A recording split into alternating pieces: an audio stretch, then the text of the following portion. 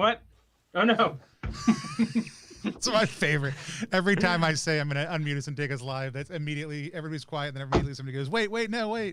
Hey guys, my name is Tony Vicinda. Welcome to Plus One EXE's Roll for Content channel. We are a odd little brand that multi-classes in tabletop game design, beard and skincare alchemy, and the Bardic College of Content Creation. We solely exist to help support the indie role-playing game community. So on a regular basis, we will hop on with creators, play their games. Some of them have just been made. Some of them have been around for a while. Some of them are coming up on Kickstarter soon, including this one, which is Grasping Nettles, made by Adam Bell. I'm going to let him tell you a little bit about the game in just a second as we get started playing. But world building games are my favorite, and this is one of them. We're also going to handle safety as part of that conversation, but we'll be playing for a couple hours and doing a short interview with him. I'm at Tony Vicinda across any social media platform. You can find us at Plus One EXP or go to plusoneexp.com to check out any of the things we do, our games, our bombs, other stuff like that. And we're going to just let everybody introduce themselves now, starting with first time on stream. We're going to go over to Jeremy real quick. Jeremy, tell people who you are. Look, you're terrified already. You are. What do I do with my hands? Where they can find you on the internet, and then and what you do. Hello, everyone. On the internet for the first time, many times. My name is Jeremy Gage. I use he/him pronouns. I am the host of the Draw Your Dice podcast. So if you haven't heard that, please listen to me. I like my voice. You might like my voice as well. You can find me at JeremyGage5 over on Twitter, and I am a fledgling game designer as well. Yeah. And I was super excited. Like, I had tweeted out about this, and Jeremy was excited, and I knew we had one spot available. Like, we have a whole team of people who play, but we're always looking for new faces, for different voices to have on. And we hadn't set the lineup for tonight, so I just said, can you come on? Jeremy wasn't going to be able to be on, and then the other thing he had, I killed all those people, so they had to cancel it. And so he was able to come on. We're going to drop down to regular. Now one of the most appearing players on our stream also, too, Kelly. What? I'm a regular now? Regular. Oh, God. Well, I think I have to kill you now. As regular as it gets. And so that's how I deal with my relationships, is I just murder my way through them. Hey, I'm Kelly. You can find me on Vancouver by Night, which is a Vampire the Masquerade actual play on Twitch, as well as Tabletop Titties, which is my partner's actual play, 5th edition. And my pronouns are they, them. And also, I've never played a world building game before, so I'm very excited to disappoint you all. And then last but not least, creator of Grasping Nettles is Adam Bell. Adam, thanks for coming on and playing your game with us. Tell people who you are, where they can find you online, but also tell us about Grasping Nettles and kind of what kind of shenanigans we're going to be getting into with this game. Cool. Yeah. I'm Adam. I make some games. You could find any of those if you just go to adamebell.games. That'll take you to my itch page, which is where I put all those. They're pretty good. This Grasping Nettles is my newest one that I'm taking to Zine Quest, which is why we're here. And yeah, so you just want to like get into it. I can read the we can 100% just get into it. Tell people, is there a good place to find more information about Grasping Nettles specifically? I'll try to grab a link on one of the breaks, but I've also got like 50 million things that I have to keep on certain screens. Otherwise it ruins everything. So I can't do it right now. What's a good place for them to go for information? So you can follow the Kickstarter to get notified when it goes live if you just go to kickstarter.adamebell.games. And yeah, or just go to my Twitter at AdamEbell, and I'll tweet about it soon, probably. And before I stop looking at this, because again, I only have so much screen space, Aaron Michael Flanagan King says, good evening, Brain Trust. Hello, especially to Adam and Jeremy. If you guys aren't part of the Brain Trust Discord, go check it out. If you don't listen to the Brain Trust, go listen to it. It's phenomenal. And hello to Hydro Forger also too. Is that you? Is that you, Jeremy? Are you double timing? No, okay, just making sure. But I'm not going to be looking at the chat for most of our time because I've got to look at two different screens for two different reasons. So yeah, Adam, go ahead and take us in. Cool. All right, I'll just start reading the game because Past Me does a better job of explaining it than extemporaneous me. So, at the center of a game of Grasping Nettles lies a community. The size of that community will vary from game to game, but these four truths will underlie each game. One, the community is not a monolith. It is rife with different factions, each with their own goals, dreams, and visions for the future. Two, the community will face issues, both big and small, and there won't be clean ways to deal with them. Three, in the community live notable people about whom stories will be told, and just as many working towards great things without that level of recognition. And four, while there are notable people at any given time, the community lasts longer than any one of them, and we'll move on from them as generations come and go. So this is a game where players will be taking turns dictating various things about a world of their creation by defining factions, inventing new areas, creating characters, and framing scenes. After everyone takes a few turns, we move forward through time to explore the next generation of people here. By the end of the game, we'll have a whole history of a world brimming with factions, characters, both living and dead, and cool locations where everything happened, which you could then take as a base for another role-playing game, or just, think about it sometimes with a fond memory in your heart. So the first step in playing this game would be to establish whatever safety tools you want to use. We talked a little bit before the stream that usually on stream you use lines and veils and the X card, which is also what I usually use. So in the Miro board, if you click on the top right, there's a little document symbol. If you open that up, I have a place where we can jot in our lines and veils. Awesome. And yeah, for those of you who are regulars to the stream, or if you're not, we're using a Miro board, which is a really phenomenal tool that we may use more often, especially when we're playing games like this, because it's really slick. You have it on visible on the stream, right? Yeah. They can see the middle area, so they probably have a hard time erase seeing all my doodles then. I'll erase them all. Don't worry. So we have a strong line on the stream against sexual violence. But Jeremy and Kelly and Adam, if you guys have any other things that you want to go ahead and say them out loud so people know also too, just because it's one of the things that we love to normalize on the stream. This is a conversation you should have when you're sitting down to play with a group. And so my go-to ones are always homophobia, transphobia, and general bigotry. Cool. Those are good ones. I think those two cover it for me. Yeah, I usually don't advertise towards. I have a sort of line against racial discrimination type things, but also I'm cool with if if this were a D&D game, there is one slight villain who had a racial issue. I can fight that guy, but I don't want it to be a whole people. So do we want to maybe make that as a veil and basically say racism only as a force that we're seeking to overcome? Is that kind of what we want to, how we want to name that? Is that a good way to name that? Smart way to say. Well, I'm sure I heard it from somebody else at some point in time. Probably Mendez. So. All right, cool. So yeah, the other thing you'll notice in this tab, I don't know if the viewers can see the tab, probably maybe not, because I bet somebody's face is on there. But if you do double click that tiny reference sheet, it'll focus your screen on the reference sheet and zoom in on it. So if you ever need to read the action reference, that's the easiest way to get to it on Miro. Awesome. Yeah, so let's see. What is the next step? So, yeah, of course, we've got to gather a few things. We've got to get... I'm moving things around. We've got to get a copy of the wheel, which you could probably see. It's that big circle in the middle that has a bunch of spaces. That's going to be the main way that we interact with the game's mechanics.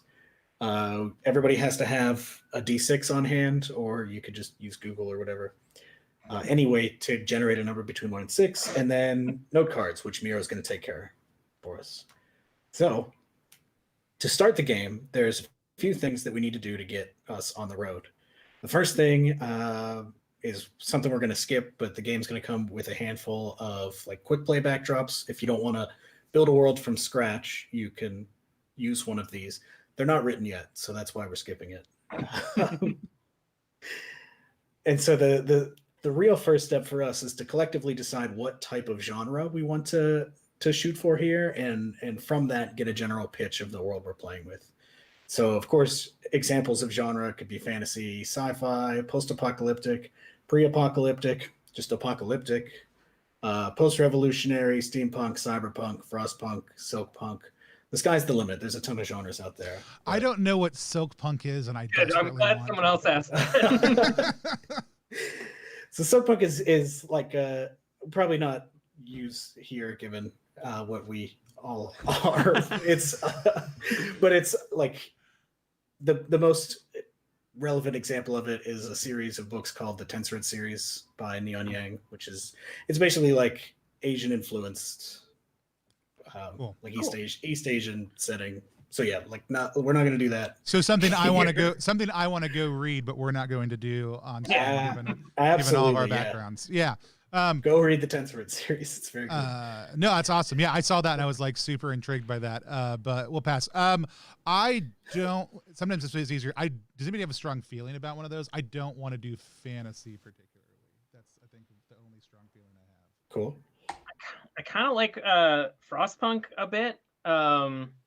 I don't want to do apocalyptic because that's just now. Cool. I'm down with but it. yeah. I'm down with Frostpunk if that's the thing we have. Go ahead. So that's just like cold stuff, right? Yeah, I imagine like know what Frostpunk is. I imagine kind of like Snowpiercer or that game Frostpunk. Yeah, that's. I was So- just listing punks and remembered that there's a video game called Frostpunk. So we live in a cold, frost-filled world, and we're dealing with that reality. Is basically the Yeah. concept behind Frostpunk. Like the idea that one of the rules is seasons, and that kind of just fucks the whole thing up as if it's just snowy. You use the one right there. We're done. We can't even get another one. That sounds cool. Anybody else have? I mean, is that good with everybody? I'm here for it. So, do we want to? Should we drill down on that a little bit? So it's wintry, it's snowy. What's like the level of technology that we're thinking? Like, because when I hear Frostpunk, for all I think of is the like poster image of that game, which feels like an industrial freezing hellscape. Snowpiercer. The only two things that come to mind from me are Snowpiercer or Christmas claymation movies. Like those are the two things in the Frostpunk genre, which are Like the two very implication different that's like a things. hell world. clay Where it's like people. it's cold everywhere, but we've just all kind of adjusted to it, so Yeah. it's a factor we deal with. But people just like walk around and it's normal, and we throw snowballs at each other. And then the other one is like dark, gritty. We live in some sort of controlled environment that keeps us alive in spite of Yeah. all the snow around us. I do imagine a lot of like technology specially designed to be warm, kind of like ineffective technology that intentionally gives off heat, therefore requires a That. lot of resources. I'd like to push on the techno side of things because I have similar thoughts. Well, actually, I don't have similar thoughts 'cause I've never seen Snowpiercer. I don't even know what Frostpunk game. I have zero, so my mind is like free, and I would like That's to where like good ideas live. yeah, I would like to, instead of doing something more Arctic explorer-y, or like maybe we're hunting walruses every day to save our lives, I'd like to push on the maybe like sci-fi cold area Yeah. this and do something outside the norm of that baggage, of that trope baggage. Or try to explore that, I guess, because that's what this game is for, right? It almost feels like almost pre-apocalyptic, where like the snow is encroaching and we're just fighting. We're using our technology to fight against it, basically. Mm-hmm. Yeah, I'm into that. Yeah. I think I get it. So then from there, the next step is to try to decide on a general scope for our game moving forward. So are we looking at like just a small village or a whole city? The size of the community can have a big influence on like the type of story we end up with. Jeremy, do you have an idea? No, I'm just thinking. Okay. I love the idea maybe of we are basically like a city of villages. So like the entire city is these kind of they don't have to be pods, but these kind of structures, whether those are human or real, of of groups that then are part of a larger whole and have to connect and interact with each other. I think it fits in well with some of the game mechanics. For sure, yeah. But I also see that it's a kind of a very real reality of like, hey, maybe there is, with all these different things happening, locusts that have built up, and they all have to be connected through tunnels or some sort of whatever, but they're each kind of their own isolated thing. And maybe we're looking at the entire enclosure, but that lets us kind of zoom in and out on some different levels. That could almost give us. Oh, go ahead. Your turn. I was gonna say that could almost like give us the option where like our factions are maybe like the individual districts, and they could have like their own feeding into the whole of the city. Yeah. I'm seeing almost this zoomed out, like the best comparison it gives, like that moon base shot where it's like all these different domes connected by a tunnel sort of thing. Yeah. I also do like the idea that maybe there's a central space where like all those things are forced to interact too, like a junction, area, if you will. Yeah. I just like the word junction. We're really making like spokes of a wheel, I think.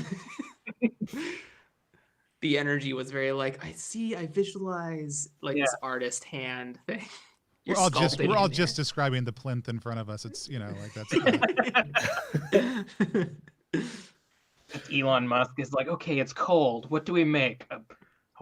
A wheel of factions. I'm in the middle. Elon Musk is watching right now. A tunnel you could drive your car through. That's right. Don't get me. So yeah, now that we've got all that, it's time to just kind of start playing. So what turn order do we want to go in? Is anybody dying to go first here? Why don't you go first? Because that'll let you kind of illustrate what it is for everybody, and then you're not just having to explain it. You can tell us what you're doing, and then I think it's the first three turns are important. So the first three turns have to be the action, add or change a faction, right? So that we can get 3 factions into the world, because the rest of the game relies on us moving these little itch frogs around this board, right? And each of the itch frogs will be mapped to a faction in the world. So we've got to do that mapping. Actually, why don't we do it this way, just so I don't have to be on the spot. Although I still can go first. If anybody has an idea for a faction, you just go first, so we can all think. I think I have one here. Maybe I don't know what our. I kind of have one too. I think like this flame harvester faction, like this working class. It doesn't have to be flame. That's just my initial idea, but something that keeps that some sort of hunter or resource gatherer faction, like a guild, like a roofer's guild, very middleman sort of thing, and they harvest our heating resource, whatever that may be. I love the term flame gatherer though. Yeah, flame gatherer, flame harvester. That's good. Okay, so what you want to do, since you're making that as a faction, I've already copied you this note card down here, this little post-it note. I see it. You want to just if you click on it, you should be able to start typing in there. Maybe double click. I don't know. Yeah, you got it. Write that, write a little description. And if you see above the wheel, there's just a little color key, so we know that, this light green is factions, just so we can keep track at a glance of what everything is. But yeah, and then I don't want to be. And I will say, if you're watching, I will hop back over every once in a while to check the chat. So if you have ideas, you're welcome to toss them out, and then will pretend for everybody who's not watching at home that they were my great ideas. And so, yeah, that sounds good. So, and then Jeremy, just pick one of the itch frogs to represent the flame harvester and stick it on the add change faction space. I'll pick the red frog. That makes sense. For fire. Yeah, I want to be as in the theme as possible. Cool. all right, Kelly, you said you had an idea? Yeah, it was that one. I mean, it is like it's a good one. I have Well, if you had I have an idea also too, so I can go if Okay, you want cool. if you want a second. But I mean, you may just I may say it and you'd be like, that was my second idea. Yeah. And so, cool. So I love the idea in a world where we are pre-apocalyptic, but we are starting to get worried that maybe we are more conscious of our own waste, and that how sanitation and specifically plumbing are handled in an enclosed, potentially becoming enclosed system becomes more and more important.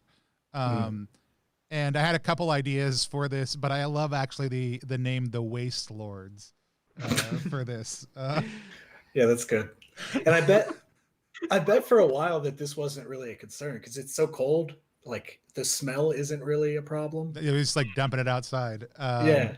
And then it became a problem, and there was a ton of waste to be Right. lorded over, and that's that's the thing. To be There's lorded over. somebody had to deal with it, and so maybe we'll find out who. So I grab do I grab a what? Yeah, so if you just double clicking on the background should make you a new post-it, and then Boop. or if you just copy and paste. Yeah, if you just make it that green color, and then we'll map it to one of these factions. So I got one now. Because you Nice. both picked very like altruistic for the people kind of factions. I'm gonna do the faction that does like the illicit dealings, because like it's almost the apocalypse, but you still gotta like unwind and I don't know, have alleviate some of the stress via drugs and whatnot, or whatever is now illegal in our Snowpiercer society. But kind of like the smugglers, almost like speakeasy style faction that have set up in the various areas to give them their off-hour needs, I suppose. I have not thought of a name, so if anyone thought of a cool name for them while that was going on. So these are people who deal with like relaxation and the desires of the body. Is that correct? Yeah, kind of like the drug runners of that time when people couldn't drink or anything. Yeah. The bootleggers. So are they?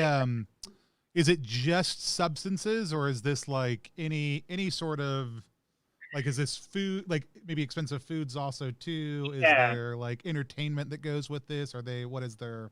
Yeah, I think like definitely in this time, it seems like probably resources are designated to certain things, but like maybe there are people that use some of those resources to make like good drink and food that isn't like, I don't know, properly waste managed.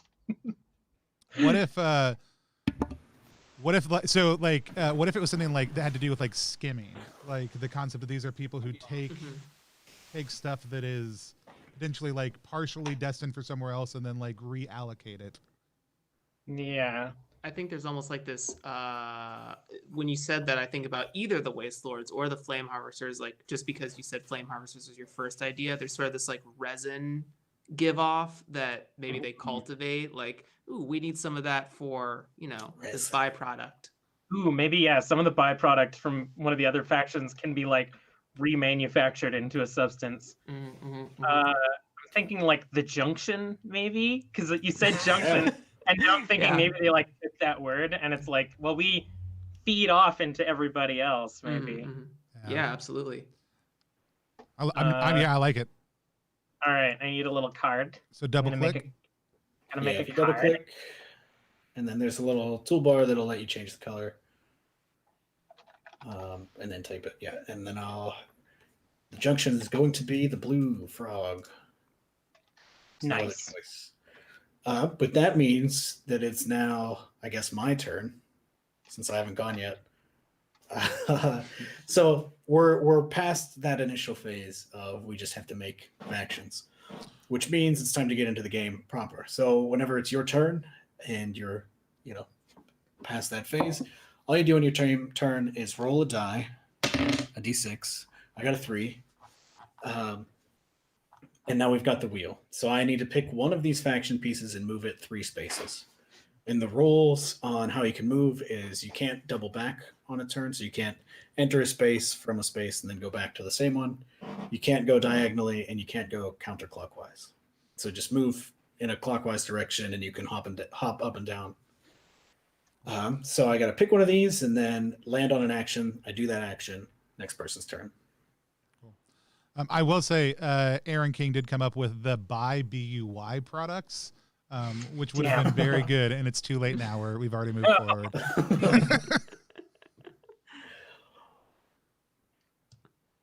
How if I change it secretly? So I'm gonna take the junction. I'm gonna go 1, 2, 3 to add change location. And I want to make the location that they named themselves off of, which is just, hang on, I gotta change the name of this real quick. Because it used to be areas. I'm gonna make the junction, and there's nothing anybody can do to stop me.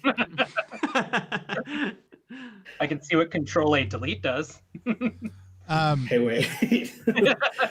So I think this is an area like we mentioned before, and I don't know if anybody was joking or what, but this idea of this wheel. And so I'm going to say that the junction is the spot, whatever the shape of this place is the spot that that you can get to most other places from. It's like right in the middle of town, maybe not geographically, but logistically in the middle. And it's where a ton of stuff happens. You've got this big collision of all these different smaller areas coming in. And it's the junction itself is it's like a town square, but it's a huge circle. And I think it's a little silly how big it is. Love it. Just far too big. Do you, just out of curiosity, Adam, is three like tokens, 3 factions what you always start out with, or is it very Yes. Yeah, it's just 3 felt like the right number of we could keep track of what these 3 factions want. Yeah. And if anybody has any questions on any of the actions or whatever, let me know. Or if you want me to just go through them broadly, I could do that. I don't know what the best way. Probably like as they come up. Yeah, I'll pull up the action reference thing. Yeah, we can go through it real quick. We've got so you just added a location, which is describe a new location in your community or modify an existing one, right? We've got generation advances, which feels like it's probably a pretty core mechanic for when you want to do that, right? Yeah. So generation advances, the simple version of that is once one of the pieces lands on generation advances, it will just stay there. You talk about how that faction kind of fades into the background of the story for now. And then once all 3 are there, we move forward and do a little time skip, which we'll talk about. We'll talk about how to do that when we get there. Seasons change is exactly that. It's kind of a way to move time forward just a little bit and then make up a season. But I say importantly that seasons can be anything. Since it is always winter here, seasons could be like big hat season. Everybody's wearing big hats. Fashion-based seasons. I like it. Add/change a faction is just what we did. You just add a new faction. And for now, those will just be in the world somewhere, which brings you to change pieces faction, which you can swap out whatever the active faction is. So if eventually we get bored of the flame harvesters or something, not saying that we're going to, it's a great faction. I see what you did there. I am upset you accomplished your job. We can move on to another one. Add a new character is just make somebody that's notable and tell us how they relate to the active faction.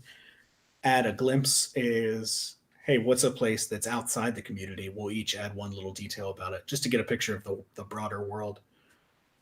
Play and dictate a scene is just to zoom into a specific thing that happens, and either through role play or you could just tell us what happens. That's up to you. Add or intensify an issue is just to cause something problematic to happen in the world that these factions are going to have to deal with. And start and end event is like an issue. An event is like an issue, except it's not something that needs to be solved. It's just something that's going on. whether that's a festival season or something big does happen. I don't know. It's up to you. Cool. I think that's all. All right. So I think, Jeremy, it's your turn because you went first. So yeah, roll yourself a d6 and Recap on the movement. Do I have to use the full maximum amount of allotted You- moves? yes, you do. Perfect. Great. But you can mix that up by bouncing up and down in the layers. Which is how I only moved one space with a 3. I also rolled a 3. Is the center a space or is it not a space? It's not. I need to darken that. That's fine. This is the prototype wheel. Yeah. But yeah, it's not. No, I assumed it was not. I just was curious. I am also going to move 3 and do add change location. I am going to add a location. So I double click. Perfect. Change the color to this one. And I am going to add the Kindle, which is where all the flame harvesters are stationed, kind of like firefighter situation. Ooh. So Except fire makers. They don't want to fight those fires. They love the fires. yeah. And there's probably a Kindle in every like major league, because I don't think we've really talked about the specific size of the city. So I imagine that they're for different exit points at all the domes. There's not just like one, right? We don't just go out one place and hunt for whatever this resource is. So they have a Kindle in each major dome of the area. Nice. Cool. I do I don't love know that you if I said realized- like fighter style because it also does like there's a strong kind of like evolution potentially from there that I really love. Mm-hmm. I also like the industrial, but also like almost deifying of fire. Mm-hmm. Deification. That's the word. That's a Fire Force reference for me right now. That's where all that energy's coming from.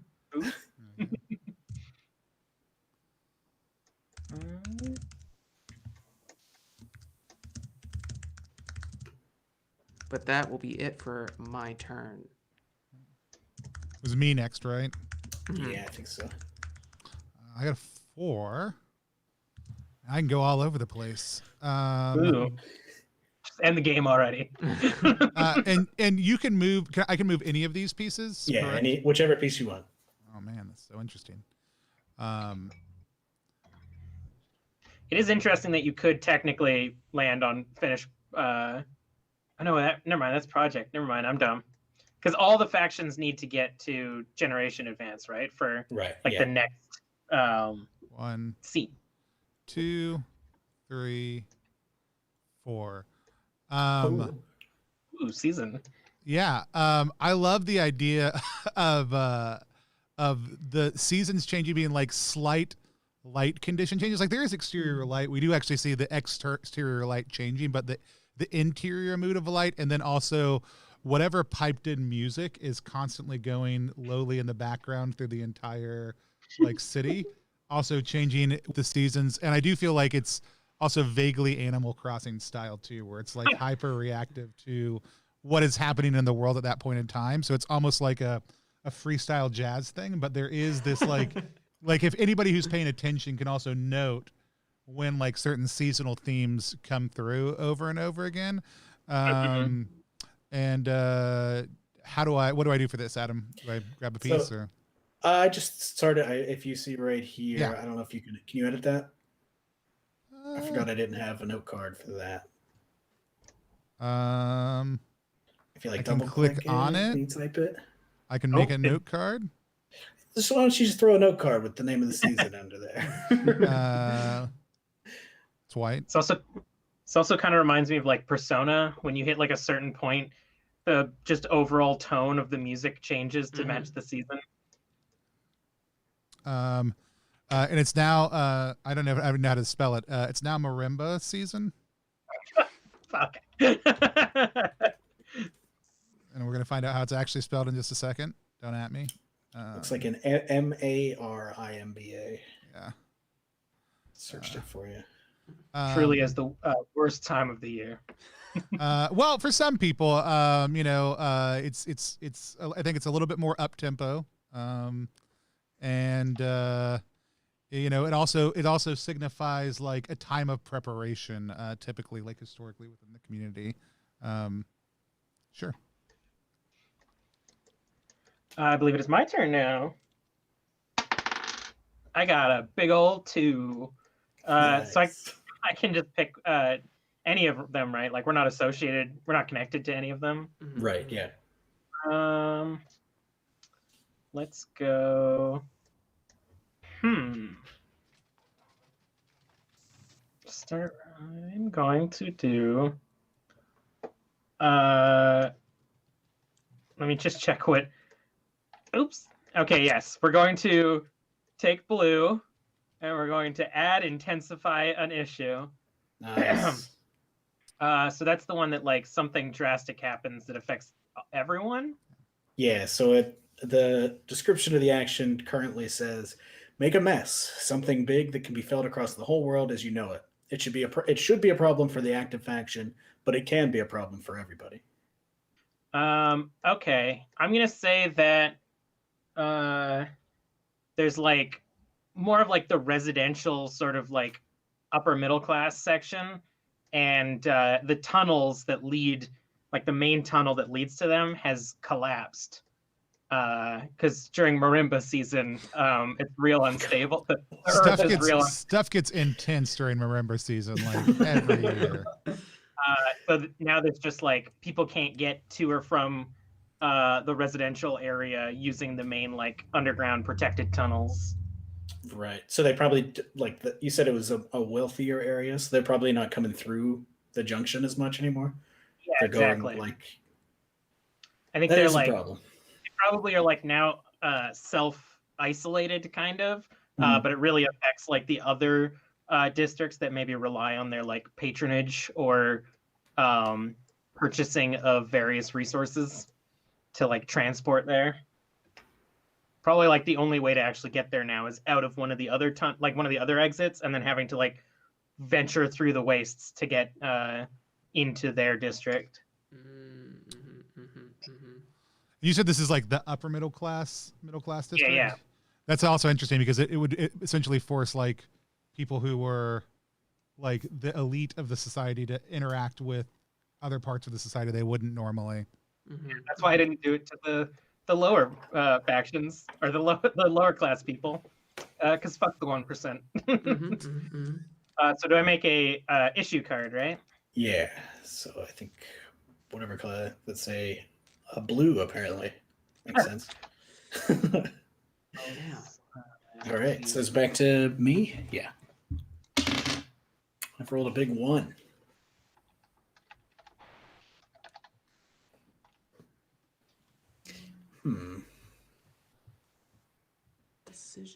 Decisions. Oh, almost got rid of marimba season. I mean, everybody's always waiting for the day marimba season ends, if you know what I mean. Like, it's just, I mean, It's a comes big in holiday. fast, leaves just as quickly. I'd like to. I want to stick with the theme. So, did you base it off of the instrument, or did you base it off of a feeling of the instrument? I based it off the fact that my son just started messing with beats earlier today and came through and made me listen to a whole lot of marimba things. It's truly marimba season at your house. Oh, I'm so excited for 808. Not the music idea. That part, like, I just loved that came from the descriptive piece, and I just kind of liked that idea since we were in an enclosed space. But the marimba part specifically came from that. But yeah, I think I was a percussionist, and so like the. For 3 years in middle school, and so, high school band. I had a teacher who used to be able to like just do all these really crazy things on a marimba too. I loved it. I recently taught myself to play a song on the piano, just the one. Do you play piano? I play a song on the piano. I'll play the fuck out of that one song.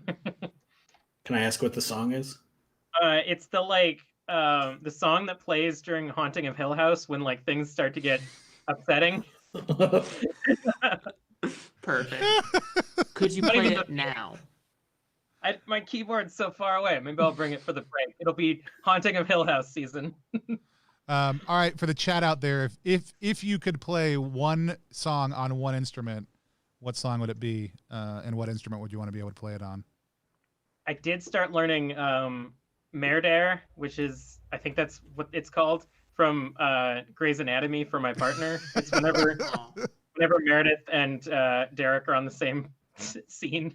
Do you want pitches, Adam? Oh, sure. I was just gonna let everybody keep talking while I thought very hard. Adam briefly typed in, "I can't think of issues for the Waste Lords."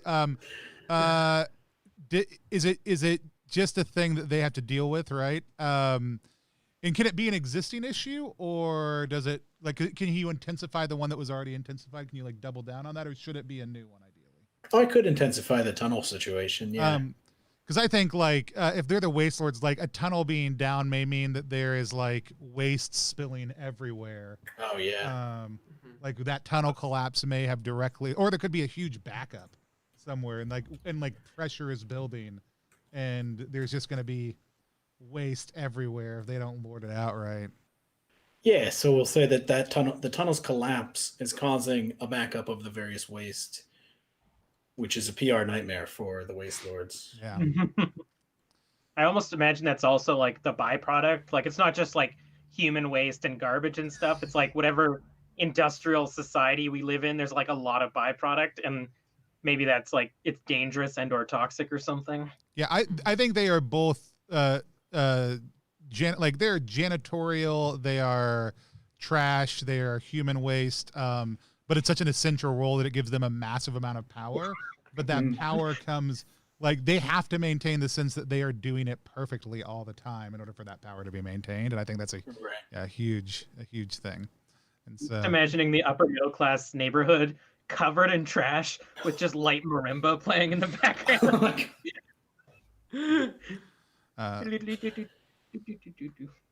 Lady Seed apparently played the marimba in high school. That's the one song you wish you could still play on the marimba. That's awesome. All right, so does that put us back around again? Yeah, I think it's Jeremy's turn again. Heard. I just wait for the turn ender. Ooh, a fat 6. Let's see here. Look at that. Ooh, you can go anywhere. I think you can go anywhere. I can literally do whatever I want. To the middle then. Let's see. Ooh, it is interesting with the number of pieces. Even so, like a low roll still feels really limiting, but it was like anything over 4, you feel like, oh man, I can do whatever I want to do. Oh, God. On this board. We technically add a person to our society if we want it. Oh my God.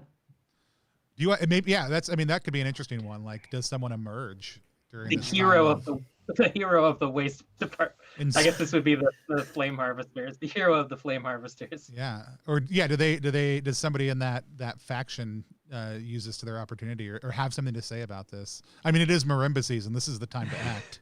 Yeah. They say marimba and love is in the air. No, when you're talking about how the one dome was cut off, I immediately felt like the flame harvesters have like versified and wanted to like help escort people to those other exits of the dome. I don't imagine everyone goes outside because outside is probably bad news bears. It's cold out there. There's this podcast I'm listening to called The White Vault. If anyone hasn't heard it, it's an amazing horror audio drama, but they essentially get stuck in a blizzard and they can't go anywhere. So it's where my head's at right now. So you did know Frostpunk. If that counts, maybe. It's more Eldritch Horror Frostpunk. 1, 2, 3. All right, I had to make a decision. 1, 2, 3. Also, when Adam said it's cold out there, I just imagined someone yelling, "It's always fucking cold, Derek. We get it." We're all dealing with it, Derek. 20 years. We get it. It's cold. I want to. Okay. All right. I am going to move the flame harvesters. 1, 2, 3, 4. Ooh. 5, 6. Ooh. I think I already want to bring a new faction into this. So I challenger emerges. double click. I do lime green faction. I want to do the wealthy. What would they be? What would they call themselves? What is something like a pristine ice? Like a pristine winter thing. A pristine ice. The shards. The shards. Nice. I hate them. I almost said the diamonds, but I was like, that's a little much. A little on the nose. Yeah. The elite, who almost like a merchant class, the elite merchant class, who funds the exchange of, I'll spell check in a second here, of resources. I mean, I spelled marimba right the first time, and certainly didn't misspell season also too. So up tempo may still be conjoined when it's not supposed to be.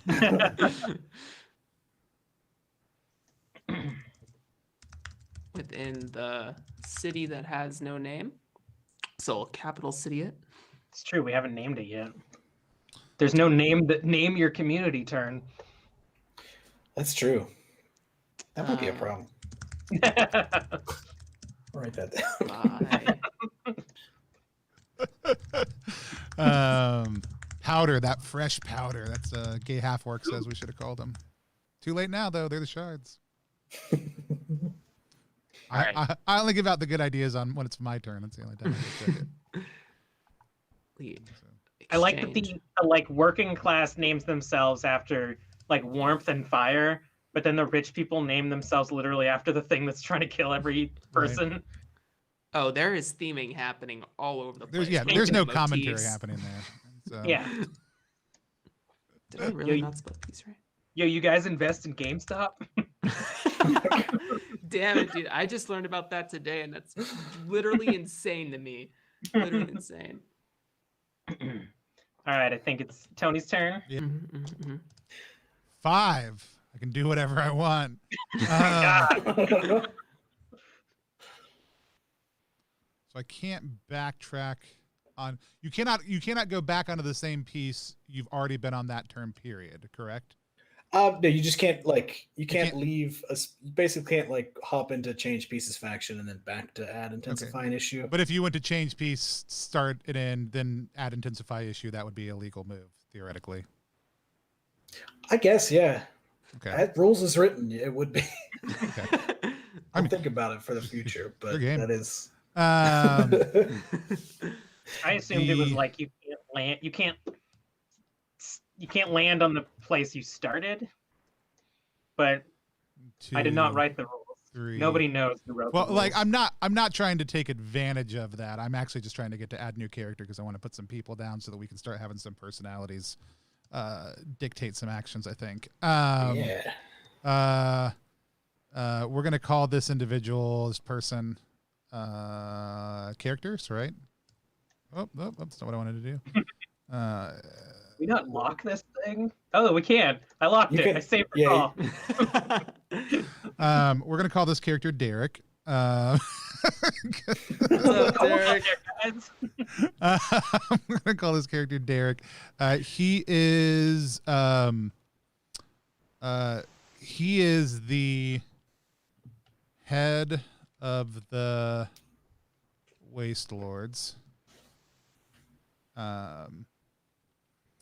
And he is trying to navigate kind of with the neighborhood of middle class folks to get this problem resolved and having to do a lot of interfacing with them.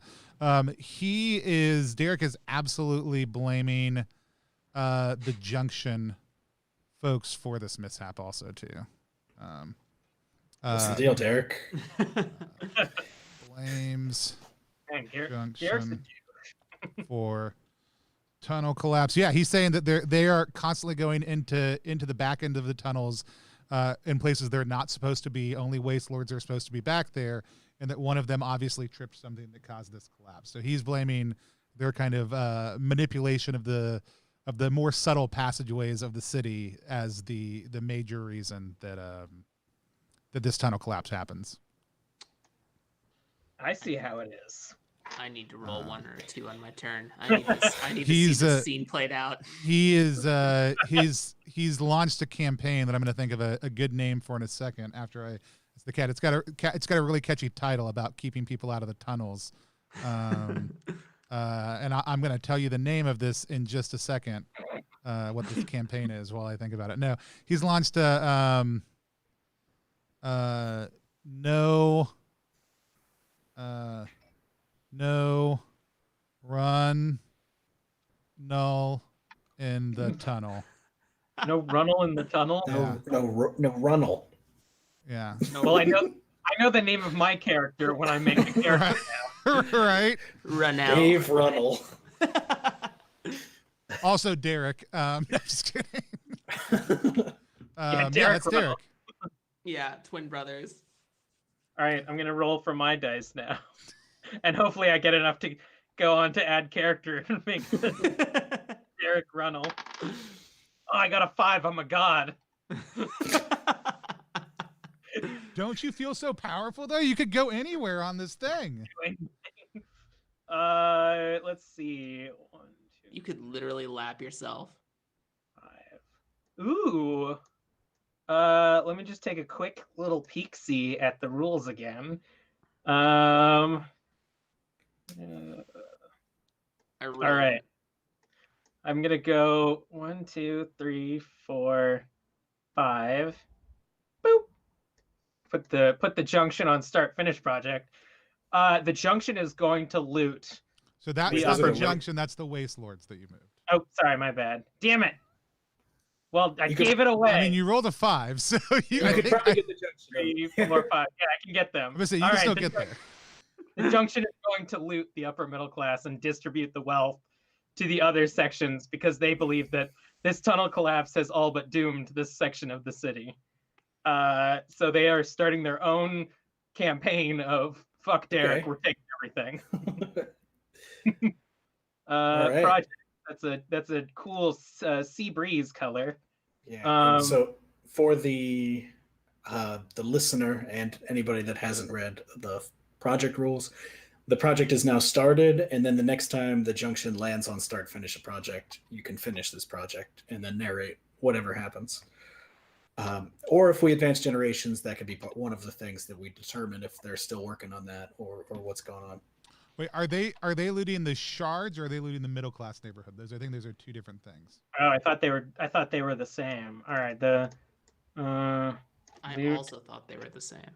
I mean, you made the If shards. you made it, so you can dictate. I'm clarifying. I'm not stating. I thought they were two different things because I thought one was like the upper class elite and the other one was like a middle class neighborhood. Yeah, from what my understanding was that the people who are sectioned off are the shards, Okay, perfect. the merchant I feel people. like Right. the upper middle class is like as rich as you get before you become like fealty. Upper middle class and distribute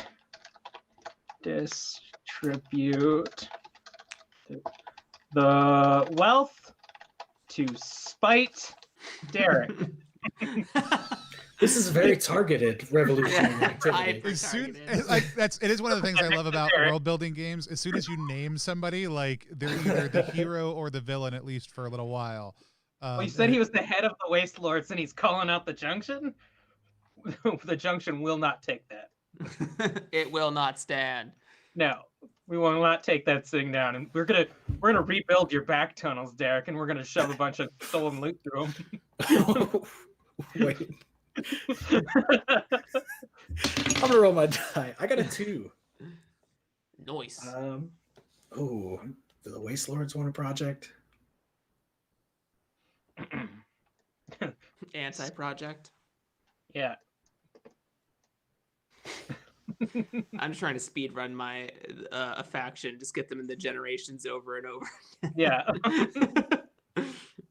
Any percent speed run.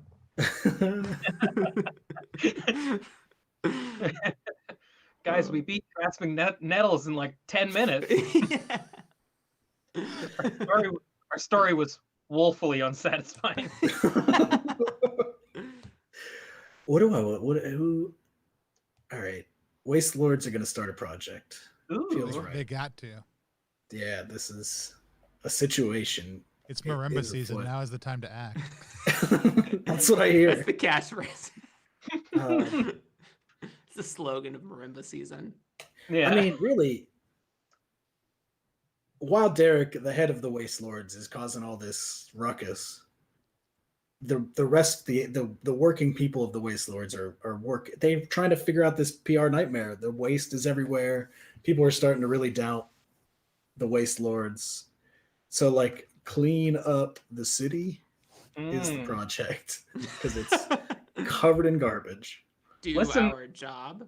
The Yeah. junction's helping you clean up. We're just taking, well, like food and all the resources. It's technically cleaning. It's a type of cleaning for sure. Yeah, less for you guys to deal I'm gonna start connecting all these note cards and making a mess. with. Nice. That's the idea. All right, that's my turn. Heard. All right, back around. Ha! That's a 3. Oh. Baby. Oh. Let's see. Nobody can get to Generation Advance from here. Speed run. Yeah, you're right. Yeah, I checked. You do not have the power of the gods to end the. To climb over the middle. I I haven't have collected the the right power of boon God. set. I haven't gotten an Artemis this entire run. It's a Hades reference. I just started playing. Yes. In that I have probably played like 20 hours and beat it once. The I just. just started. You met the spoilered boss. Yeah, I have met all spoiling bosses, I think. Yeah. Oh, shoot, 3. All right, let's see. I really I'm enjoying that the flame harvesters are just chilling. Like, they don't have a problem. They're just doing work. Nose down. It's put, yeah, I love it. That's who I am. I know that we said none of these factions map to ourselves, but I feel a little connection to the flame harvesters, tiny bit. I don't know that I've I played a think- world building game where at least 1 or 2 people who make things don't feel an affinity towards the thing you created. I mean, I'll say it now. There is now a rivalry between me and Tony. And it'll last through every actual play we're ever on. I'm gonna watch my back the next time we're playing Old School Essentials or whatever. And so, Yeah. We'll play a PTBA that's just like 2 factions and All right. I think would I roll a 3? All right, we're gonna take the junction know. here. Hello, grab. Thank you. 1, 2, 3. We're gonna start an event. I think the junction is an intelligent group, a misdirective group. So while there's thieving happening, I think they throw some sort of party. ooh, a gala. Yeah, we'll call it a gala. That's not how you say that. So event is snowball, Wait, if you will. Now, is it going to be fire motif or ice motif? That's a really good question. So or is it going to be fire and ice motif? or trash on fire motif? Something about melting. Dumpster Ooh. fire? Ooh. Dumpster fire even. Ooh, no, I love that. The melting. Yeah. Ooh. It is it's like the Valentine's Day. What if Yeah. it's well, I was gonna say it could be Valentine's Day. It also could be like a time of softening or reconciliation. Like you could push Mhm. for something Reflection. that is, I'm not forgiving Derek. I don't care what you say. I'm not saying anybody has to. I'm just saying it could be a time where that's encouraged. It's the Yeah. time that you're supposed to. No, I love that. So a time reflection, ice. See, it's all within itself. It's fitting. Where reflections give way to new forms, if you will. Ooh. Oh, are people? Oh, I guess that's true. We're making the assumption that they're humans, but are they? Right? Nobody said what Derek looks like. Bird, literally just a sparrow. To quote a great movie, Derek looks like a bitch. A time of reflection and metamorphosis. I'm putting it out there. Good. Very good. Sweet. Where? I always like the cocoon when the marimbas are playing.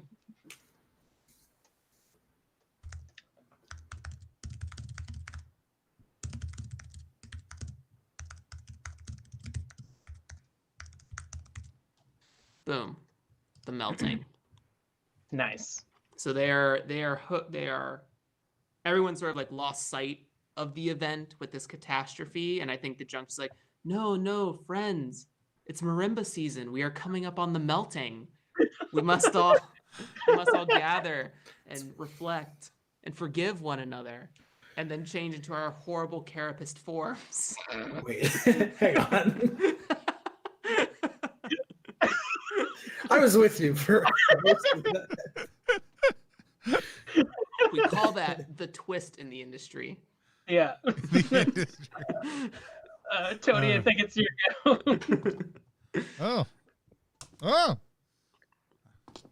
Sorry, I was having trouble rolling a dice there. It's one of the harder Let's see. parts of playing a game. All right. Yeah. It's my least favorite. I have an idea I really like, and I'm trying to figure out who I want to do it to. What did you roll? Let me see. I want to look at two. I rolled 3. I'm just trying to figure out if I can land where I want to land. Legend has foretold somebody rolling of the 6. So if I add change faction, does that let me modify one of the active factions? Yeah, you could. Okay. Oh God, he's gonna change my junction. Oh no. 2, 3. No, I actually I love the idea. Actually, let me think about that. Let me see if I want to do something slightly different. I was right here. Where were we at? Start event? Yeah. Okay. 1, 2, 3. Here's what I'm going to do first. I'm not going to be as direct about that. I'll give people some time to think about it. I think after the looting and everything, there's a decision made to essentially abandon that dome. Like, the concept is that it's going to be easier to reroute everything than to reclaim it. Like, everything's gone there, and that rather than trying to bring that back, we've got it. So I think that dome is now going to kind of become this kind of off limits place, which we're going to call the collapse. Nice. I do like the idea because correct me if I'm wrong, Adam, but the project is still going. Like, there is still active looting, but they're now abandoning that district. Yeah. So like the project isn't completely finished, but we don't know what it looks like when it finishes. Right. Mm-hmm. But I think people start to just call that the collapse, right? Like it's a which maybe is like a theoretical term that they had in whatever manual was originally given to everybody, that in the potential of like the collapse of a dome, like, it's best to seal it off and just reroute systems around it. And this is maybe the first time that's happened. Mm-hmm. So is this a literal collapse? Did you say that? Or is it just they're bailing on it? No, I think I actually like the idea that it's not a literal collapse. I think they just use that term to refer to the fact that it's no longer a viable dome, and that systems have to be rerouted around it. But I also think it's absolutely a place people could go and be around in different ways in the future, and it totally will still exist as a fun, weird place to explore in future generations.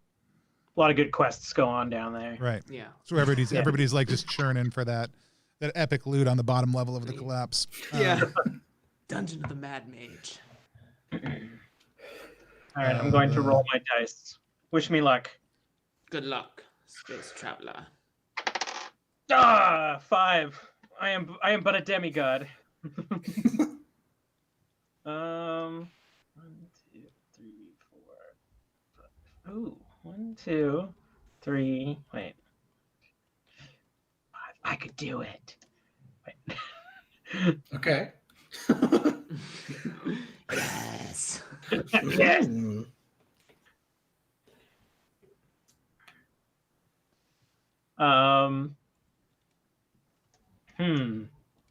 Interesting. Interessante. 1, 2, 3, 4. 5. All right. Yeah, I can't. And so what you said is that the people who started the project have to land on the project to finish it, or anybody can finish that fucking project? That's that's a great question. In my head, it was the people who started it, but I actually really like the idea that anybody can finish it because it's like they can interfere with it essentially. So yeah, anybody can finish that project. And so would it be potential that you could just start another new project if you landed there with another faction, or you could say I want to resolve this one, and here's how this faction is doing it. Cool, I like that. Me too. That is how community works. Paper. The authorities don't just let them rob. You know what I mean? Like, oh, you started. Guess we're done here. I'm actually gonna do 1, 2, 3, 4, 5. Yeah, I'm gonna move the junction to generation advance because I feel like this whole project and stuff is taking up so much of their time that we'll have to see how that affects them. So do I wait until everybody else gets to generation advance before saying what I think happened? Yes, I mean you just narrate briefly like why we're not going to be paying attention to the junction until we move to the next generation, essentially, which you just did. Yeah, it's because they're working on that project too hard. Yeah, and they kind of like, I think people have sort of like, people notice that they're not able to get what they want because this project has been so complicated, and fucking Derek is sticking a stick in the spokes every step of the way. I love that there was this like the junction was like had this huge output of like, here's wealth, here's stuff we just stole from the shards, like it's all yours, and then like they go silent, right? Like it's a fun feel. Well, that's true. Like we may not have actually seen the wealth coming out. They might have started and then something went down in there. We'll have to wait and see until every other generation advances. So that's to me.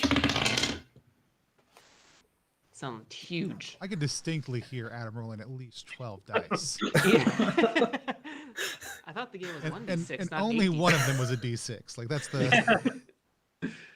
It's kind of weird how I keep getting a 1. It's killer GM. That's what I. Why do I keep getting a 1? What am I supposed to do with this? Anything. The world's your oyster. Yeah. Literally. In this area, and then within this area over here. Part of me wants to have a scene. I'm trying to figure out what a flame harvester scene would look like because we haven't seen much of them. That's true. Which is cool. Because I mean, they just sort of go out and, they're just doing the work. Yeah, I think the flame harvesters will trigger if we can get like a glimpse elsewhere, like see where they're getting this resource and stuff from. We also established that like they're in every dome. So like there's like what's happened to the flame harvesters who are in the dome that's being collapsed. Like what do they do when they're out and about? Like there's a lot of cool flame harvester things we could trigger or pull on. Yeah, so I to set a scene, I could just go through those rules real quick, since we haven't done it yet. So to set a scene, choose one of the note cards that aren't marked as complete. We don't have any completed ones right now on the board and declare it as your focus. The goal of a scene is to learn something new about the focus and then add it to that card. The active player is going to I'm going to set the scene and declare the canvases they're playing in the scene. The canvas can be anything: a major character, a group of minor characters, a place, antagonisms, the type of story the scene should tell, a mood, you name it. Then each other player chooses canvases as well, and the scene begins. And then once something new is learned about the focus, the scene can end, and we update the board with whatever new info we got. So I think the focus that I want to declare here is I'm going to choose this note card, the Kindle, and I want to see what happened to the Kindle in the collapse. Ooh. So what does that look like? So, who am I going to play, or what am I going to play? I think I'm going to play. Oh no, he died. I'll flip here a little bit and make a new character as part of this. Since we don't have any flame harvesters, I'm gonna play one that calls themselves. Damn. Sometimes I say a sentence and hope that a cool thing comes at the end of it. It's like an old improv technique where you just say like, "I know what to do," and then you walk like wherever you need to go, and hopefully by the time you get there, you've figured it out. Figured it out. So, Small. if anybody, well, you start talking about them, we'll just let if anybody out in watching right now has a name for a good name for this this Kindle individual, this flame harvester who lives in this firefighter like barracks with his other people in this collapsing world. Tell us what that might be. Yeah, so I think the character I want to play is somebody that is, I mean, they just do the work. They're not famous. They're just somebody that works as a flame harvester, and they do a good job of it, essentially. But they happen to work in this one where the rich people got rid of this dome. Spencer has feels about the fact that you're using the itch frogs, by the way.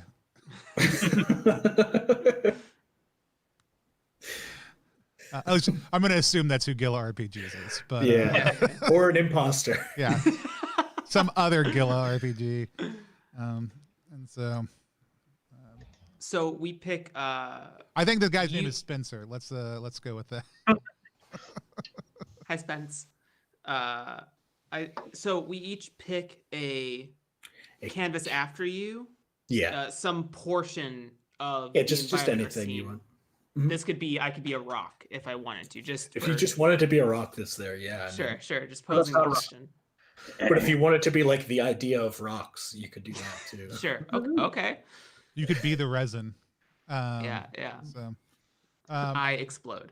Well, so Jeremy, do you have a inkling?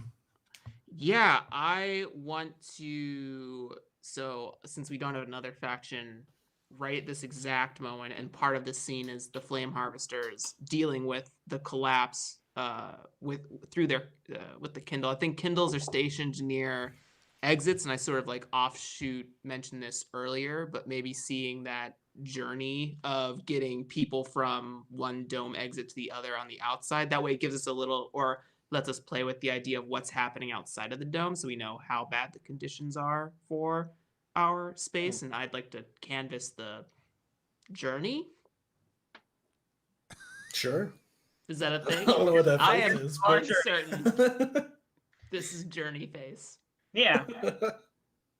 That gave me an idea of something that could help. Maybe a group of the Junction who were here originally to like loot and pillage, basically. Once everything got cut off, they kind of like felt demoralized or something. So maybe they joined the fire harvesters to kind of like help cordon people out of the city. So there's like a group of ex-Junctioners now sort of trying to like prove themselves the hero by helping the flame harvesters. I think I like the idea of maybe we see as they're kind of that group is joining them, we see a conversation, we see this kind of reconciliation entry. I think we maybe see kind of one like undefined person who is kind of like in the back of that group. Like we're seeing them from behind, we're seeing a back shot, they're front lit, who realizes as that group is going out that there is a massive amount of resin that is being left unprotected and unguarded near where the flame keepers kind of store it. And we just see a sack being opened and all this resin being like scooped in there. And that individual takes off in a different direction. Ooh. Good luck, dude. And so is that us setting our scene then? We're setting the scene on this character who is stealing all this resin in this empty town. Mm-hmm. And what happens? I think. Do we think that? How do we want to play that? Well, Jeremy's the journey. Jeremy decided to be the GM for this scene. Yeah. No. So I think what happens is Spencer, I think, notices. It's probably something where Spencer comes back to this area, notices that there's a sack missing, and is like, oh, what's going on? And starts immediately looking around and maybe like sees this person running in the distance and just takes off because it's like an instinct, like, oh, what the hell's going on? Because I imagine this resin is both. We haven't talked much about the resin beyond that it exists, right? Mm-hmm. It's probably valuable. I bet it's dangerous when unrefined. Mm-hmm. Yeah, we And so did mention like the junction. It's like one of their primary things that they'll like skim and do stuff with it also too. Mm-hmm. Yeah, so I imagine they probably have some process that makes it a little more safe to handle and imbibe or whatever. What if it's just almost like what if it just like is warmth, right? And so like what if it's like some sort of like concentrated thing that just it can be combusted, it can be like worked into thing. I don't want it to be like full on unobtainium, like that seems dumb, but it's almost starting to sound a little bit like Mako, a little bit. a little bit, yeah. I like that. I saw Midgard in my head. Yeah, but that makes it like one of the most valuable substances, but it also is dangerous, right? So it is a little bit like it is uranium-ish, but more immediately potent, less we're gonna blow up the entire thing with this. Okay. Yeah. It like needs to be contained with a special, like if you just hold it raw, you'll get burnt before you even, but in a weird way. Yeah. Not it like it's hot. Yeah. Like it's internal. Like Like it almost like almost like like mercury poisoning. Like I know everybody played with mercury when they were a kid because we're all bad people. Yeah, everyone. But like if it Yeah, for sure, dude. some of us probably didn't. But like people roll it out, but like parents would always be like, it's just gonna seep into your skin and you're gonna get mercury poisoning and die. That was always the thing. But what if it was like that but fast, right? So like it just bonds into humans and will like just start to burn you up from the inside. Now here's the Gross. question: is Spencer witnessing like the creation of a superhuman or a dude dying right in front of his eyes? I actually think the scene is what I think I was kind of suggesting is like, I think this is good as an unresolved thing. Like, I think this is a fun thing to see next generation, what becomes of this person, if this person resurfaces, what Spencer and their relationship is going forward. So we're basically putting. So I think we can cut. Oh, go ahead.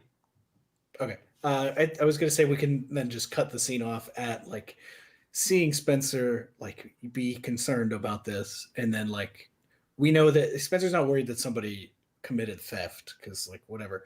Spencer's worried that that is going to be dangerous for this person and wants to go and help and be like, hey, wait, don't just grab that. That's bad news. And I like the idea from an audience perspective. Spencer, like from a narrative perspective, Spencer sees this person. He knows what they look like. He doesn't necessarily know who they are, right? There's somebody from the city. I think it's big enough that not everybody knows everybody, but that we have no idea who this person is, right? Mm-hmm. I almost imagine like there's a specific place outside. It's like the safe zone that the junction knows about that you have to take the resin to refine. I'm just going with the hot cold motifs. It's hot. We got to cool it down. Say hot Coldman. Hot cold, hot and cold, hot and ice, icy hot. There it is. I found it. Yeah. Shaq does exist in this. Shaq is actually the hooded figure.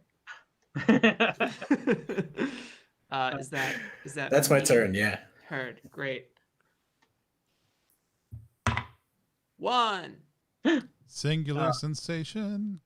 What we used to be getting all these big numbers, and now when we kind of want to go to generation advances, we're just, we're not allowed. Speed run. I have to seed this run. Hold on. The game knows there's more interesting things we can accomplish before the generation advances. Okay, True. Let's see. So I can location up, or I can. I think it's marimba season over. Yeah, I'm thinking about it. Marimba season. I mean, marimba season has been as intense as marimba season always is. Yeah, that's true. We have some hooded figure with unobtainium loose on the streets. It's just resin. We don't call it unobtainium. Yeah. Copyrighted. He's got person's running around with unrefined Mako. Yeah, let's see. I think that. Damn. It's weird that the concept of geriatric spice does not bother me, but the concept of unobtainium does. Like, Wait, is this spice that is really old or makes you old? No, it's part of what they call in the Dune saga. It's one of the ways that they will refer to it because it keeps you from getting old. Right. And traveling across the universe or something? And folding space and a whole bunch of other things, depending on whether you want to include the prequels and sequels in canon or not, you know. I'm just excited for the new one with all those hot people. Just a big. I mean, when it came out, the David Lynch version also was packed with a lot. Kyle MacLachlan is a hot. He is one of my biggest crushes, and then Sting, obviously. I am going to change a piece's faction. Ooh. Mixing the pot. Why don't you? So I was ready for this. I was excited for that potential land too. So we're swapping out the Waste Lords for the shards. Yeah, I think that's what's gonna happen. I want to see what the shards are doing with all this good nasty bits. How they're functioning outside of the collapse. They've lost their home. Cool. How are the shards taking the spotlight, as it were? Yeah, so I think we talk about how Derek is not running a successful PR situation right now. The Junction is not helping with that. I think we had a week of well-tempered shards, and now we have a millennia of how could this happen to us? Oh no! It's this to the chest. Oh, how dare you? No. And I mean tall hair, really thin bodies, the longest necks you've ever seen. Carapace form. I still don't know if we're humans or not. I'm still working that angle. Just bringing in this carapace form situation. Listen. If I roll a 2, Marimba season's over. Carapace season. maybe the shards, maybe they have like these ornate, like crystalline, like carapace, like I don't, not necessarily outfits, but like things that they wear that kind of denote their status in society. Yeah, I wrote big glass statement pieces, but yeah, some crystalline-ish going on. I bet they have some combination. They're wearing ice, but they've got technology that they don't share with the rest of society that uses the resin in a way that keeps them warm, despite being just wearing all these weird little ice garments. It's like hot ice, basically. It's like room temperature ice. Icy hot. Yeah. Oh, what if it's like some dry ice effect and they constantly have like a hanging mist, just like We Are Elegance? That is the most insanely opulent concept. We took the inherently cold thing we have, the very expensive thing that's killing us, the very expensive thing that lets us survive, and we manipulated those two things together to just make it so that it's like we were wearing normal clothes, but way harder. And so, yeah. So the shards are upset. I think they have some form of representatives that are taking a forefront and letting everyone know that they're upset and sort of stiff arming their way to the next dome that they're entering, right? This isn't like an assimilation with the shards. This is like, oh, this is now our new home. Please move. Yeah, so that's my faction main piece change. My turn is over. Cool. That's me. Two. Still can't get where we need to go. We're never getting out of here. Who made this game? Elsewhere. Less spaces. Travel through the middle. 1, 2. Yeah. Marimba season. We hear the marimba start to crescendo out. After 3 months. And it becomes Thurman. Wait, how do you spell Thurman? There we go. It needs an R at least. Thurman. Oh man, I mean the shards would play Theremin. Who are we kidding? It's now Thurman season. Are those little like magnet instruments? Yeah, they're the ones that Yeah. you can move your hands closer to and further away from to create. I think electromagnetic field. has It's something to do with magic. it. Yeah, magic. It's magic. Slow winding tones that we almost forget are there. This is a time of for relaxation. Oh yeah, it seems like it. But it's just kicking back. This is the time. Yeah.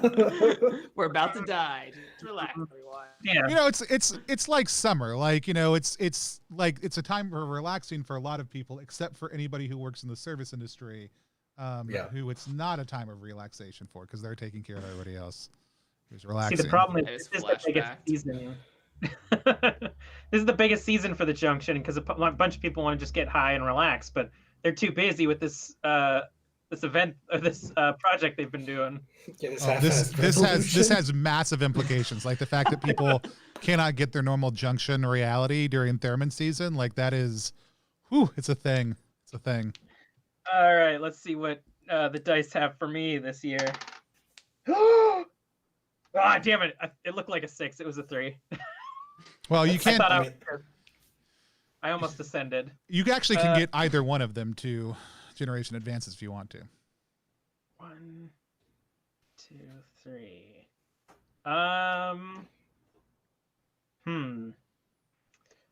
I kind of like so. 1. Okay. 1, 2. Sra. I like this idea that Jeremy brought up about like the shard representative. The Derek of the shards, if you will. And really just Derek of the shards. what's a real opulent name? I mean, what's a real opulent name, chat? Especially if their first name's Derek. What's like the most opulent name you could think of? Margaretha Demetrius. Oh my gosh, it's excellent. I mean, just them.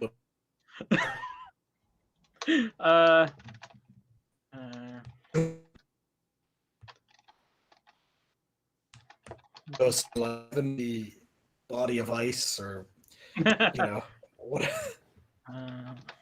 Lots of triangles. Did we Lots of Did we lose triangles. Jeremy? Oh, you're back. Okay. Actually, Adam, you slowed down a little bit right there. That was I slowed down. you slowed down. Oh, I see it. Yeah, everybody's slow, which means I'm slow.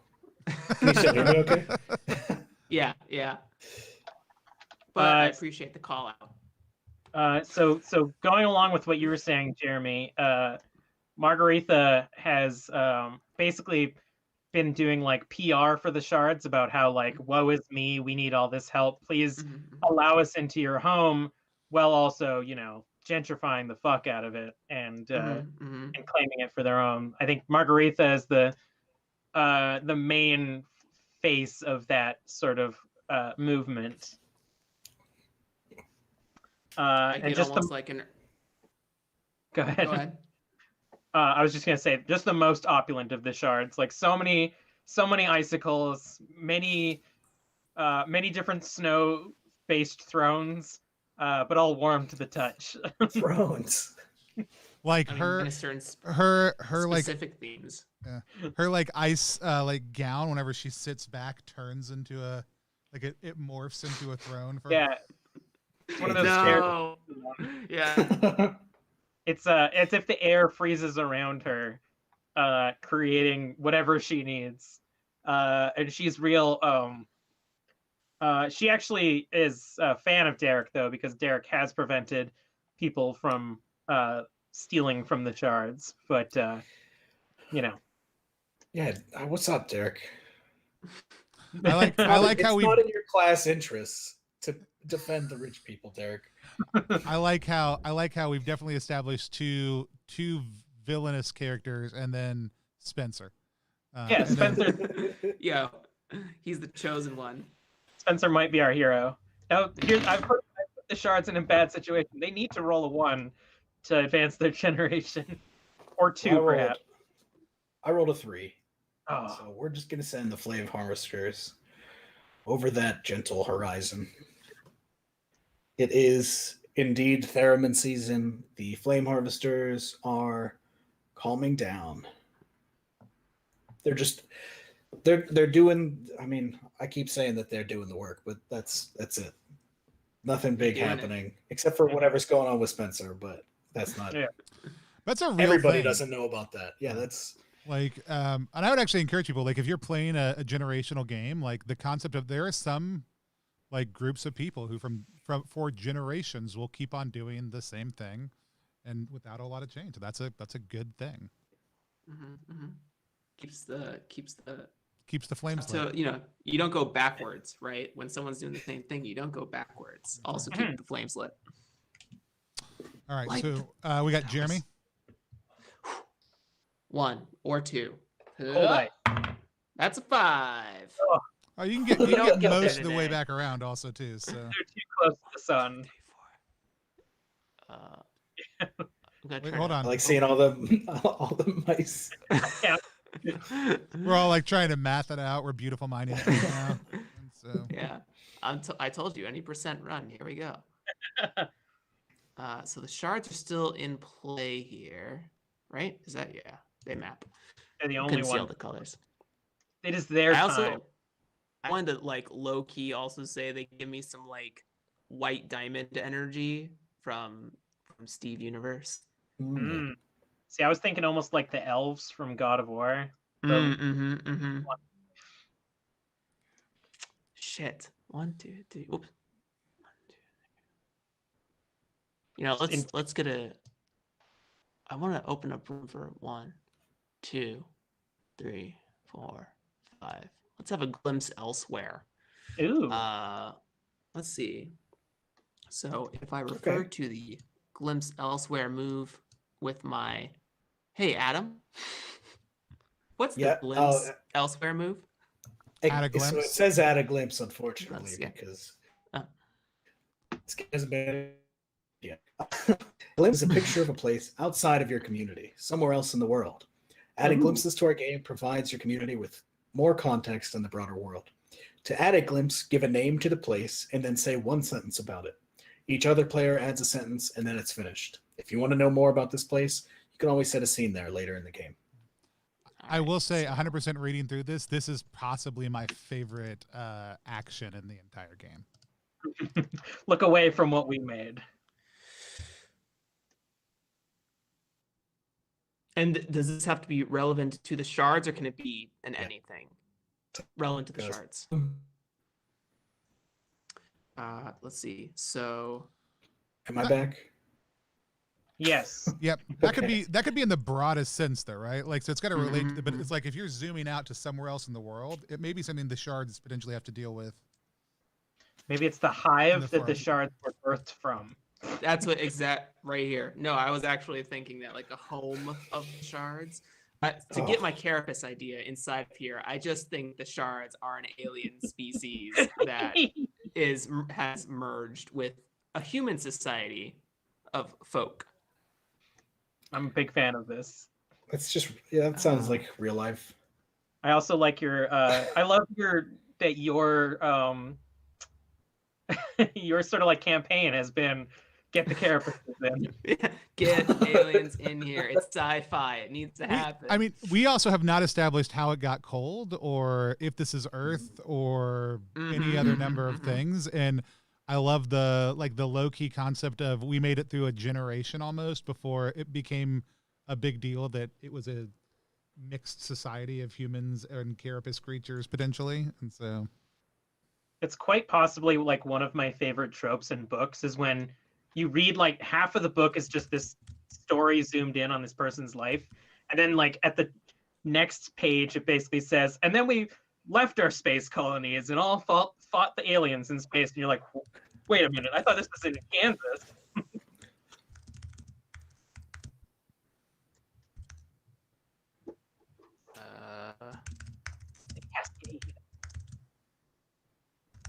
All right. So yeah, that I don't know how. I think I cut out for a bit, but I hope I'm here. You are here. Okay. So yeah, Jeremy says one sentence, and then we go around the table Mhm. so everybody can just add a little fact about it, which we've kind of been just discussing it. But That's my sentence. yeah. Do you want to go, Tony? That's gas. What is rhyme? It's like the like you might see it on your car, like when it's the subtle frosting. It's like another word for frost. Okay, essentially. that's cool. I love that. I was just trying to make sure I had the feel of it. Rhyme and frost gather shards. Oh, that explains rhyme of the frost maiden now. Can I? That's not what I wanted to do. Sorry, I didn't sentence that very well. How do I but garbage hope the this? general feeling is there. Or do I So just you- do I just you make sent- another one on it? I mean, if you double click that, you should be able to edit it and just hit enter and add a new sentence. You know how to yeah, I selected it. There we go. All right. Our shards are born within icicles. Within monolithic icicles. That's wild. This is taking a turn, and I'm into it. They spend their first 6 cycles in a linked hive maturation chamber. None of that means anything. Yeah, but Means it's good. everything. Also, Um, your sci-fi is not sci-fi without the word cycles in it. So marimba cycle, therapy cycle. yeah. Okay, can I do almost like an extension of like what the implication of the monolithic icicles mean? Yeah. Because I'm gonna take the handlebars for a second. Yes, and the shit out of me, please.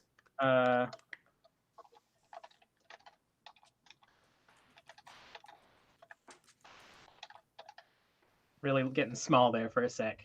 So I wrote, when the icicles hit the planet, the cold started. Oh, Sweet.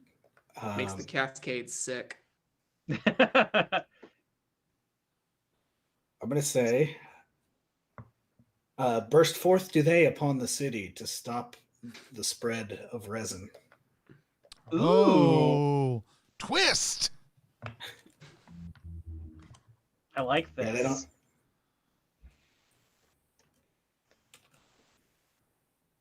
They don't like the unobtainium. But they use it. Ooh. I mean, But it- Adam did put resin in capital R, so it's not a proper noun. I mean, it can There it always is be now. edited. Oh no, it's canon. That goes in the wiki. So I think it's Tony's turn now. Oh, can I bring it home? One, You were two, one. one, two, Oh, one, two, one, thank two. goodness. All right, I got one. The Praise. shards. They as they so the biggest challenge about their dome collapsing was that a big part of why Theremin season is so slow is it's typically a time where they kind of go back into this hibernation like state, and without that, they're having to make do with kind of hibernating essentially all over the place. And I like the idea of like their carapaces, their ice carapaces, like surround them, and they are kind of frozen in space frozen in time for a little bit. And they enter into this, and then I think like it's usually a very short process because they're aided by like machines and things from the icicle, but a lot of that was left behind in the collapse. So most of them are like have to hibernate longer. And so we see the shards kind of fade into the background for the next few years. Other than a few people here or there who were able to still maintain their quick regeneration cycle. I think that's a fun piece that we just established. Cool. Nice. That was a good twist there before the generation end, gang. Awesome. Yeah. That feels like also a good place. I know it was just our first generation. It feels like a good place to take a break, mainly because I didn't get up to go get a beverage before we sat down, and I want to do that. So we're gonna take just a quick 5-minute break. Let people we're gonna be able to get up and stretch. You at home, you might have been stretching this entire time. You could be doing some sort of intense yoga right now. We wouldn't know. It's a good thing to do while you listen to actual plays. But we're at Plus One EXP. We're playing Grasping Nettles right now, created by Adam Bell with Adam Bell. We are going to be back in just 5 minutes to keep on playing. We just finished our first generation. And in the meantime, talk about what you think is going to happen next in the chat if you're watching. So we're going to put up the graphic and then mute us.